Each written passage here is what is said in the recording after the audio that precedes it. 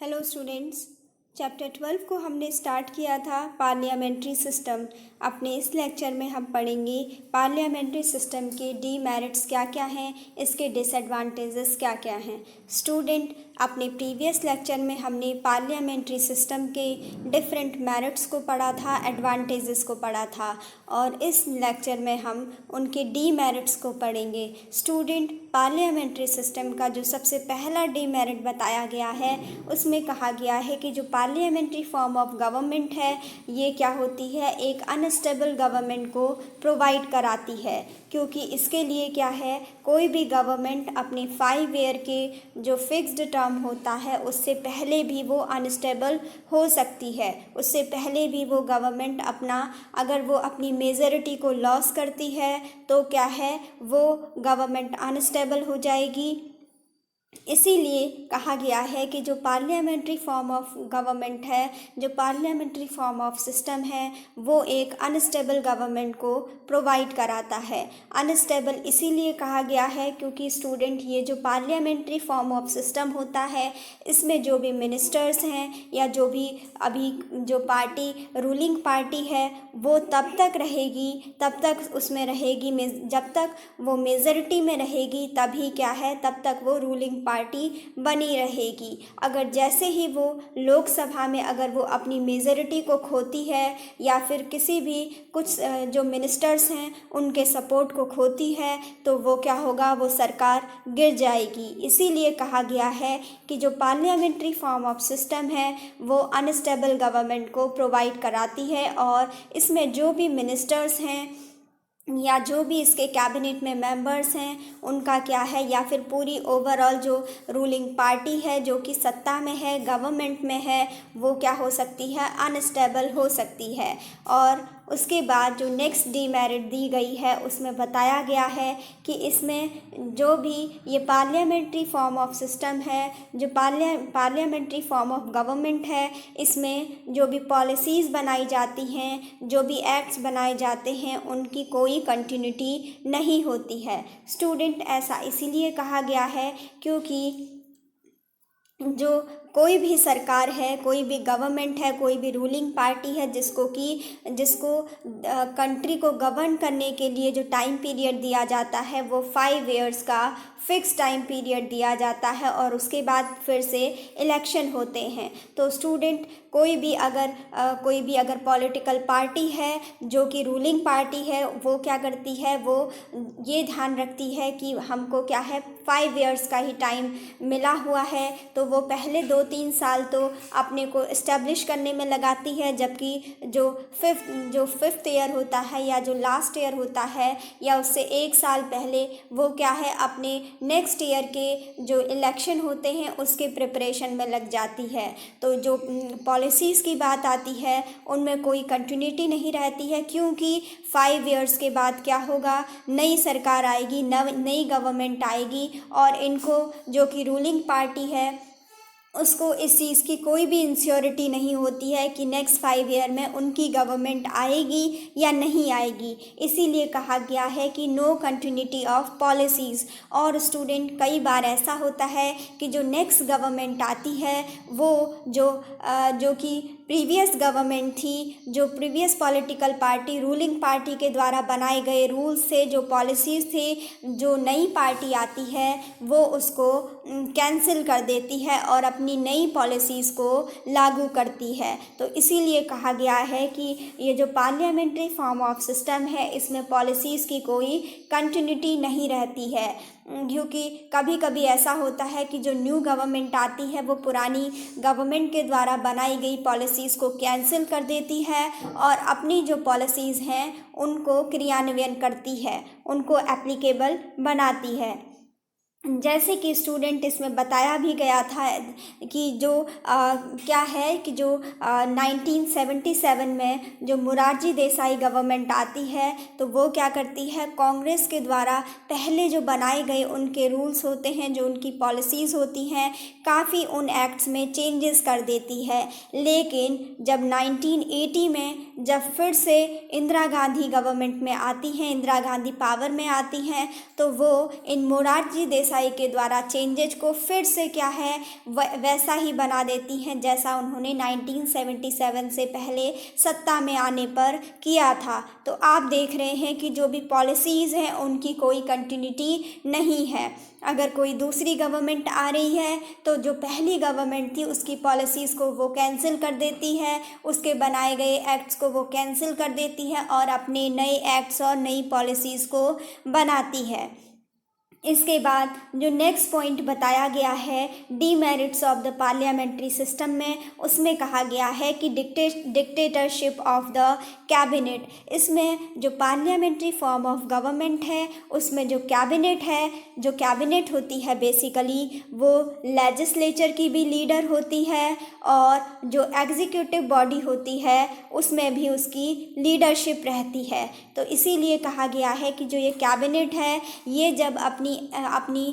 Extra power या accessory जो क्या है जो एक्सेसिव पावर्स का यूज़ करती है तो तब इसको कहा जाता है कि कई बार ये क्या है कैबिनेट अपनी डिक्टेटरशिप को चला रही है, एक तानाशाह की तरह से शासन कर रही है। जब कैबिनेट क्या करती है आर्बिट्ररी फंक्शन करती है, तो इसीलिए ऐसा कहा गया है क्योंकि स्टूडेंट जो कैबिनेट है वो हमारे पार्लियामेंट्री फॉर्म ऑफ गवर्नमेंट में काफ़ी पावरफुल होती है और ये क्या होती है लेजिस्लेचर की भी लीडर होती है और साथ ही जो एग्जीक्यूटिव होते हैं उनकी भी लीडर कैबिनेट होती है। और कैबिनेट क्या होते हैं प्राइम मिनिस्टर के जो सबसे इम्पॉर्टेंट जो कुछ मिनिस्टर्स होते हैं उनको ही कैबिनेट में रखा जाता है, जबकि जो काउंसिल ऑफ मिनिस्टर्स हैं उसमें भी क्या है ये एक कैबिनेट का बड़ा रूप है। इसमें भी मिनिस्टर्स होते हैं लेकिन ये क्या है कुछ जो भी डिफरेंट मिनिस्टर्स हैं अलग अलग जो जिनके पास पोर्टफोलियोज़ हैं उन मिनिस्टर्स को काउंसिल ऑफ मिनिस्टर्स में इंक्लूड किया जाता है। लेकिन प्राइम मिनिस्टर की जो कैबिनेट है उसमें कुछ स्पेसिफिक डिपार्टमेंट्स को ही इंक्लूड किया जाता है, जैसे मिनिस्ट्री ऑफ एजुकेशन, जैसे ministry of family and health welfare, ठीक है, हेल्थ एंड फैमिली वेलफेयर, जैसे ministry of science and technology, ये सब चीज़ें क्या हैं कैबिनेट के अंदर आती हैं। तो स्टूडेंट इसमें ये कहा गया है कि कैबिनेट काफ़ी पावरफुल मानी जाती है क्योंकि कैबिनेट के अंदर जो मिनिस्टर होते हैं उनके पास पावर है कि वो क्या कर सकते हैं किसी भी पॉलिसी को इम्प्लीमेंट कर सकते हैं। इसीलिए कहा गया है कि कई बार ऐसा हो जाता है कि जो कैबिनेट है उसकी डिक्टेटरशिप देखने को मिलती है। ये इसका एक डीमेरिट बताया गया है। और स्टूडेंट इसको क्या है इसको कई बार जब बेसिकली इंडिया में जब इंदिरा गांधी गवर्नमेंट थी या राजीव गांधी का टाइम था उस टाइम पे ऐसा कहा गया कि जो कैबिनेट थी उसने क्या है एक डिक्टेटरशिप की तरह काम किया था। तो ये क्या है हमारे पार्लियामेंट्री सिस्टम का एक डिसएडवांटेज है। इसके बाद नेक्स्ट अगर हम डिसएडवांटेज की बात करते हैं, डीमेरिट्स की बात करते हैं पार्लियामेंट्री फॉर्म ऑफ गवर्नमेंट की, तो उसमें कहा गया है कि जो पार्लियामेंट्री फॉर्म ऑफ गवर्नमेंट है ये क्या है सेपरेशन ऑफ पावर के अगेंस्ट होती है। स्टूडेंट जैसा कि हमने पढ़ा था अपने प्रीवियस लेक्चर में कि जो पार्लियामेंट्री सिस्टम है जो उसका बेसिस होता है वो इस ग्राउंड पर ही वो डिपेंड होता है पार्लियामेंट्री सिस्टम पूरी तरीके से कि जो एग्जीक्यूटिव है और जो लेजिस्लेचर है इन दोनों के बीच में बैलेंस होना चाहिए, इन दोनों के बीच में हार्मनी होनी चाहिए। इसमें क्या होता है जो पार्लियामेंट्री फॉर्म ऑफ सिस्टम होता है या जो पार्लियामेंट्री फॉर्म ऑफ गवर्नमेंट होती है उसमें जो भी एग्जीक्यूटिव्स होते हैं वो अपनी सभी पॉलिसीज़ के लिए सभी एक्ट्स के लिए लेजिस्लेचर के प्रति उत्तरदायी होते हैं, इसीलिए रिस्पॉन्सिबल होते हैं। इसीलिए कहा गया है कि ये क्या है सेपरेशन ऑफ पावर के अगेंस्ट है। इसमें कई ऐसे क्षेत्र होते हैं, कई ऐसे वर्किंग फील्ड्स होते हैं जिसमें कि एग्जीक्यूटिव और लेजिस्लेचर दोनों का जो वर्किंग फील्ड है वो ओवरलैप होता है।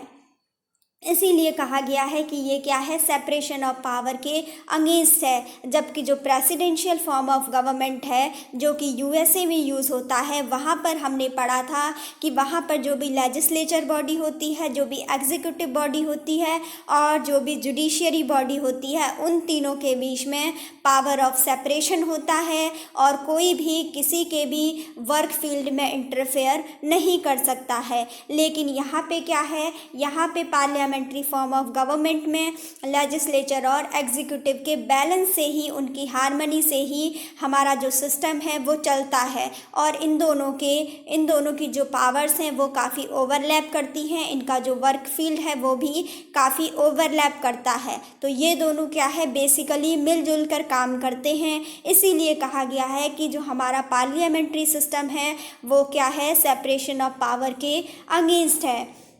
स्टूडेंट, इसमें एक और डीमेरिट बताया गया है पार्लियामेंट्री फॉर्म ऑफ गवर्नमेंट का। उसमें कहा गया है कि जो पार्लियामेंट्री फॉर्म ऑफ गवर्नमेंट है वो है government by amateurs. Student, amateurs इसीलिए कहा गया है, गवर्नमेंट बाय अमेच्योर्स इसीलिए कहा गया है क्योंकि ये जो हमारे इंडिया में जो कोई भी मिनिस्ट्री दी जाती है किसी भी पर्सन को प्राइम मिनिस्टर के द्वारा अपनी कैबिनेट में, तो स्टूडेंट जिनको चुना जाता है वो मेंबर ऑफ पार्लियामेंट होते हैं, वो सब लोग एमपीज़ होते हैं और बेसिकली वो क्या होते हैं, लीडर होते हैं। वो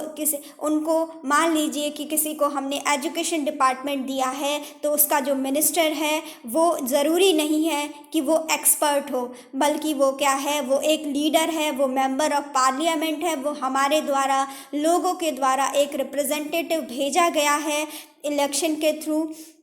और उसको एजुकेशन डिपार्टमेंट दिया जा रहा है। लेकिन इसके लिए इंडिया में ये ज़रूरी नहीं होता है कि वो एजुकेशन में एक्सपर्ट हो तभी वो एजुकेशन मिनिस्ट्री को होल्ड कर सकता है, या फिर किसी भी स्पेसिफिक मिनिस्ट्री को होल्ड करने वाला कोई भी लीडर, कोई भी मिनिस्टर उसका स्पेसिफिक एक्सपर्ट हो, ऐसा कोई ज़रूरी नहीं है। इसीलिए इसके बारे में क्रिटिक्स किया गया है, इसका डीमेरिट दिया गया है कि जो हमारी पार्लियामेंट्री फॉर्म ऑफ गवर्नमेंट है वो क्या है, गवर्नमेंट बाय अमेच्योर्स है। मींस कि ऐसे लोगों की गवर्नमेंट है जो कि क्या है, उसके एक्सपर्ट नहीं हैं, लेकिन वो क्या है, एक शौकीन तरीके से उसको करते हैं। स्टूडेंट, जबकि अगर देखा जाए, अगर यूएसए की बात की जाए तो वहाँ पे जो प्रेसिडेंट हैं जो बिडेन और उनकी जो कैबिनेट होती है वो उसमें क्या है, अपने अगर उसमें वो किसी को भी, जैसे सेक्रेटरी ऑफ एजुकेशन है, मिनिस्ट्री ऑफ एजुकेशन है, मिनिस्ट्री ऑफ टूरिज़्म है, अगर उसमें किसी को भी कोई भी डिपार्टमेंट अगर देते हैं तो वो इस चीज़ के लिए पहले वो इस चीज़ को देखते हैं कि वो पर्सन क्या है, उस फील्ड का एक्सपर्ट होना चाहिए। लेकिन स्टूडेंट, इंडिया में किसी भी मिनिस्टर को डिपार्टमेंट देने से पहले ऐसा देखा नहीं जाता है। उसको क्या है, और जो प्राइम मिनिस्टर है वो क्या है, किसी बाहर के पर्सन को या फिर किसी एक्सपर्ट को मिनिस्टर नहीं बना सकता है, क्योंकि स्टूडेंट ये कंडीशन होती है कि जो भी मेंबर ऑफ पार्लियामेंट होंगे वही क्या बनते हैं, उनको ही मिनिस्टर बनाया जा सकता है कैबिनेट में। या फिर कोई भी अगर ऐसा पर्सन है तो उसको पहले क्या बनना होगा, मेंबर ऑफ पार्लियामेंट बनना होगा, उसके बाद ही वो मिनिस्टर बन सकता है। तो बेसिकली ये बताया गया है और आप इसको देखते भी होंगे कि हमारी इन जनरल जो भी मिनिस्ट्रीज़ हैं उनके जो भी हेड हैं, उनके हेड ऑफ द डिपार्टमेंट हैं, वो क्या हैं, वो उसके एक्सपर्ट नहीं हैं। कई बार होते भी हैं लेकिन ये क्या है, एक नेसेसरी कंडीशन नहीं है। इसीलिए इंडिया की जो पार्लियामेंट्री सिस्टम है उसकी एक डीमेरिट बताई गई है कि ये क्या है, गवर्नमेंट बाय अमेच्योर्स है। इसमें जो भी कैबिनेट में जिनको भी मिनिस्ट्रीज़ दी जाती है वो सिर्फ मेंबर ऑफ पार्लियामेंट होते हैं, वो सिर्फ लीडर होते हैं, वो नेता होते हैं, वो उस सब्जेक्ट के या उनको जो डिपार्टमेंट दिया जा रहा है उसके वो स्पेशलिस्ट नहीं हैं, उसके वो एक्सपर्ट नहीं हैं। तो स्टूडेंट, हमने इन सभी डीमेरिट्स को अपने इस जो कि पार्लियामेंट्री फॉर्म ऑफ गवर्नमेंट है उसकी डिसएडवांटेजेस को इसमें समझा। एक बार हम फिर से इनको देख लेते हैं कि जो अनस्टेबल गवर्नमेंट है वो किस बेसिस पर पार्लियामेंट्री फॉर्म ऑफ गवर्नमेंट को कहा जाता है। स्टूडेंट, जो पार्लियामेंट्री फॉर्म ऑफ गवर्नमेंट है वो एक स्टेबल गवर्नमेंट को प्रोवाइड नहीं कराती है और इसमें जो भी गवर्नमेंट है उसके टेन्योर का कोई भी सिक्योरिटी नहीं होती है, कोई भी गारंटी नहीं होती है कि कोई भी अब एक बार जो गवर्नमेंट है वो रूलिंग पार्टी में आ गई है तो वो 5 साल तक चलेगी, इसकी कोई गारंटी नहीं होती है। ऐसा इसलिए कहा गया है स्टूडेंट क्योंकि मैंने अभी आपको बताया कि जो भी मिनिस्टर्स हैं कैबिनेट में वो क्या हैं,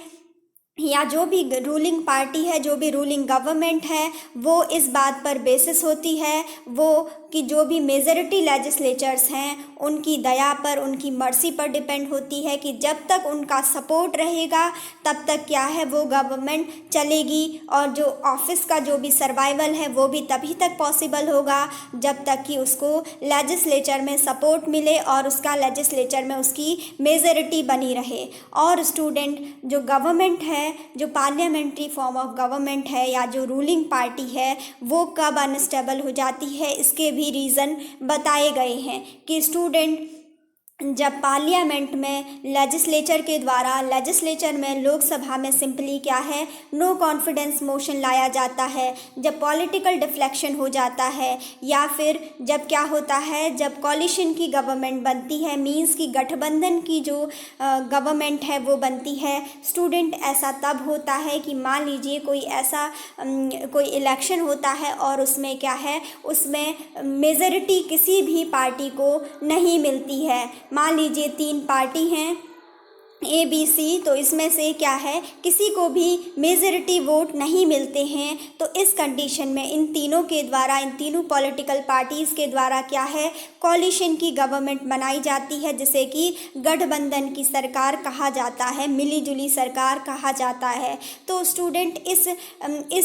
जब ऐसी सरकार बनती है कि जिसमें किसी को भी पूर्ण बहुमत नहीं प्राप्त होता है, मेजॉरिटी नहीं प्राप्त होती है, तो उस कंडीशन में जो क्या है, इसमें जो आपसी सामंजस्य है, जो कंसेंसस है, उनके बेसिस पर ही डिसीजन लिए जाते हैं और गवर्नमेंट को चलाया जाता है। लेकिन स्टूडेंट, जब ऐसी कोलिशन की गवर्नमेंट होती है तो कई बार इसमें डिस्प्यूट्स अराइज हो जाते हैं। जैसे मान लीजिए कि कांग्रेस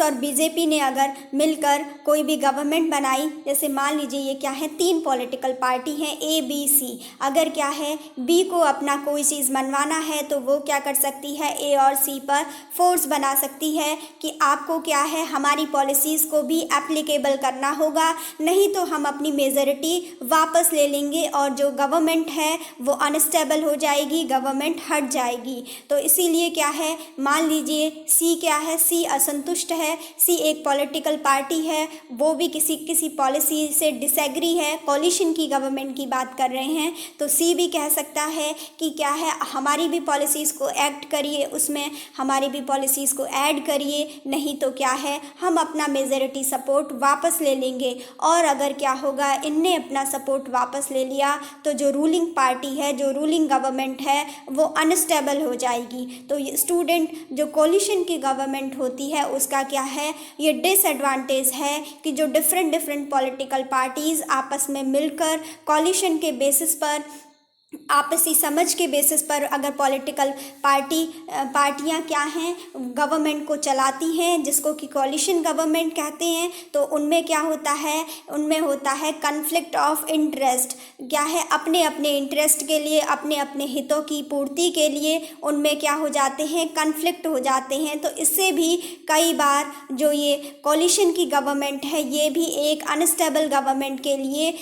उत्तरदायी है, इसका एक कॉज बनती है। तो स्टूडेंट, हमने ये समझा कि जो पार्लियामेंट्री फॉर्म ऑफ गवर्नमेंट है, ये क्या है, एक अनस्टेबल गवर्नमेंट को प्रोवाइड कराती है।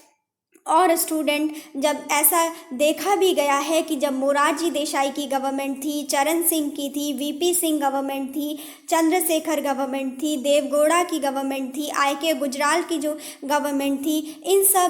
सब के जो प्रेसिडेंटशिप में, यानी इन सब की जब लीडरशिप में जब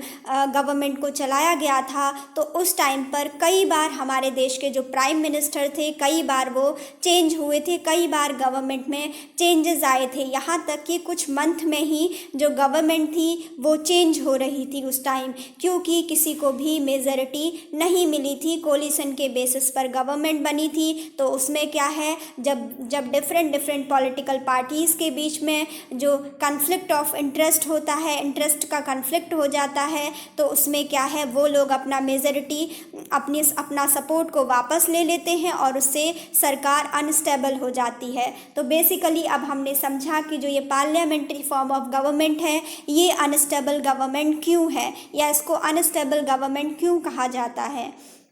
स्टूडेंट उसके बाद नेक्स्ट हम समझेंगे कि नो कंटिन्यूटी ऑफ पॉलिसीज़ को। स्टूडेंट जैसा कि मैंने अभी आपको बताया कि जो पार्लियामेंट्री सिस्टम है इसमें किसी भी प्रकार की लॉन्ग टर्म पॉलिसीज़ का फॉर्मुलेशन नहीं किया जाता है, ना ही जो लॉन्ग टर्म पॉलिसीज़ होती हैं उनको इम्प्लीमेंट किया जाता है। क्योंकि स्टूडेंट ऐसा इसलिए है क्योंकि जो गवर्नमेंट है, जो सत्ताधारी दल है, जो रूलिंग पॉलिटिकल पार्टी है, उसको अपने टेन्योर को लेकर वो खुद ही सर्टेन नहीं होती है। क्योंकि जैसा कि मैंने आपको बताया ऐसा इसीलिए है, वो अनसर्टेन इसीलिए होती है रूलिंग पॉलिटिकल पार्टी कि हो सकता है कि वो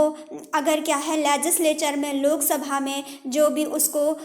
मेजॉरिटी सपोर्ट अगर कभी भी उसने खो दिया, लॉस कर दिया, तो वो गवर्नमेंट अनस्टेबल हो जाएगी। इसीलिए जो क्या है लॉन्ग टर्म पॉलिसीज़ हैं वो इम्प्लीमेंट नहीं हो पाती हैं, उनका फॉर्मुलेशन नहीं किया जाता है। क्योंकि जो बेसिकली जो फिक्स टर्म होता है वो 5 इयर्स का होता है, इसीलिए क्या है ये टाइम पीरियड काफ़ी कम होता है। तो इसीलिए जो भी लॉन्ग टर्म पॉलिसीज़ हैं उनको एप्लीकेबल नहीं किया जाता है।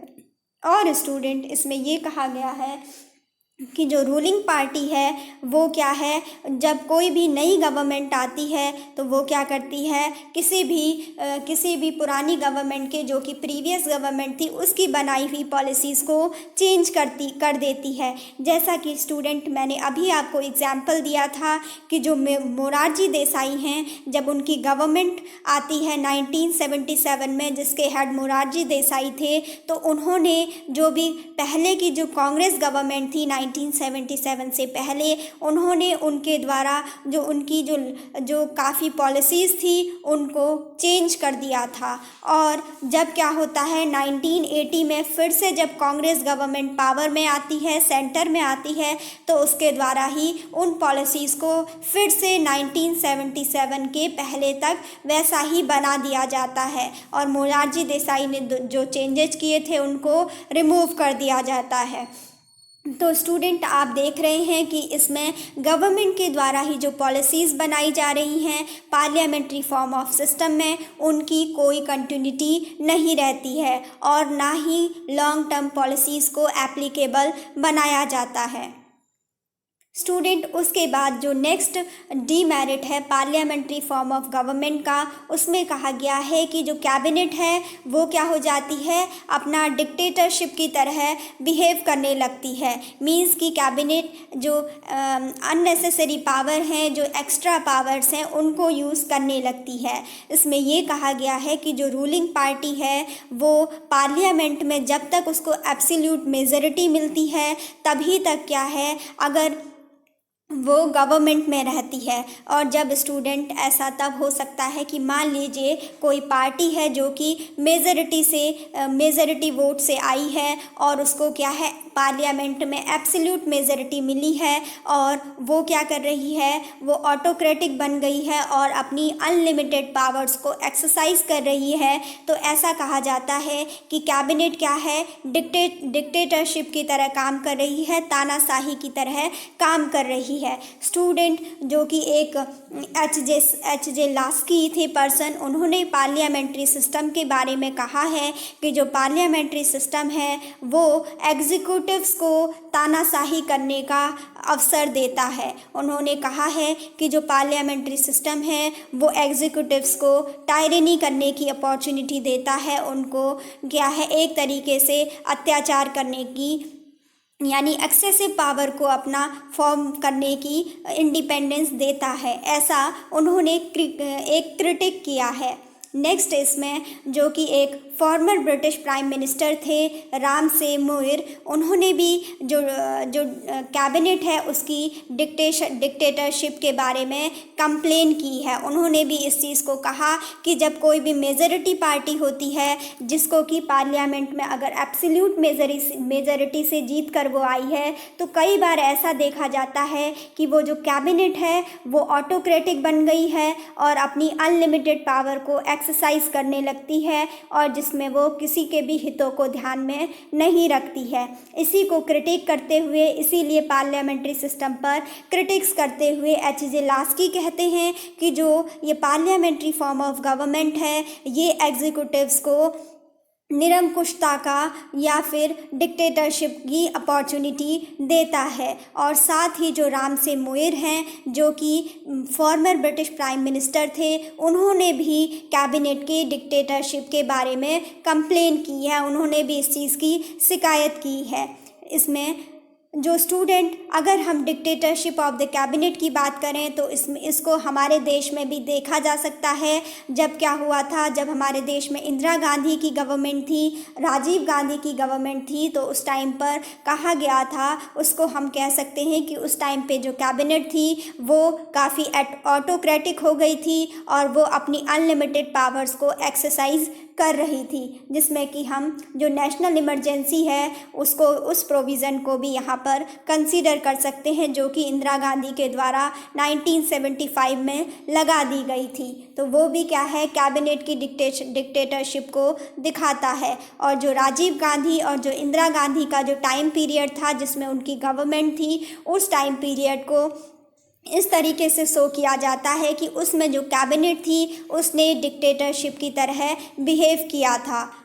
इसके बाद जो नेक्स्ट डीमेरिट है उसमें बताया गया है कि जो ये पार्लियामेंट्री फॉर्म ऑफ गवर्नमेंट है ये सेपरेशन ऑफ पावर के अगेंस्ट है, क्योंकि स्टूडेंट, मैंने आपको बताया कि जो पार्लियामेंट्री सिस्टम होता है उसमें लेजिस्लेचर और जो एग्जीक्यूटिव्स होते हैं वो एक साथ काम करते हैं और वो क्या होते हैं, इनसेपरेबल होते हैं, उनको अलग नहीं किया जा सकता है। क्योंकि स्टूडेंट, मैंने बताया था कि एग्जीक्यूटिव में वही मेंबर आएंगे जो पहले लेजिस्लेचर के मेंबर होंगे, और लेजिस्लेचर के मेंबर होने के लिए क्या है, उनको एप्लीकेबल होना पड़ेगा। उसके बाद भी कोई भी पर्सन मिनिस्टर बन सकता है, वो एग्जीक्यूटिव में बैठेगा। इसीलिए उसको कहा गया कि ये जो लेजिस्लेचर है और जो एग्जीक्यूटिव बॉडी है गवर्नमेंट की, ये दोनों ही क्या है, एक साथ हैं और दोनों ही इनसेपरेबल है, इनको सेपरेट नहीं किया जा सकता है। और स्टूडेंट, इसमें क्या है, जो ये हमारा जो कैबिनेट है इसको काफ़ी पावरफुल बताया जाता है और कैबिनेट के बारे में कहा जाता है कि ये लेजिस्लेचर के भी लीडर है और साथ ही साथ क्या है, ये एग्जीक्यूटिव की भी लीडर है। और इसी चीज़ को पॉइंट आउट करते हुए बैगहॉट कहते हैं कि जो कैबिनेट है वो एक हाइफन की तरह है जो कि एग्जीक्यूटिव और लेजिस्लेटिव डिपार्टमेंट्स को आपस में जोड़कर रखता है। स्टूडेंट, एक बैगहॉट थे, उन्होंने भी अपना पॉइंट दिया है, उन्होंने भी अपना व्यू पॉइंट दिया कि उन्होंने कहा कि जो कैबिनेट है वो एक हाइफन की तरह है जो कि जो एग्जीक्यूटिव हैं और जो लेजिस्लेटिव डिपार्टमेंट्स हैं उन दोनों को आपस में जोड़कर रखता है। उन्होंने पार्लियामेंट्री फॉर्म ऑफ गवर्नमेंट के बारे में ऐसा कहा, कैबिनेट के बारे में।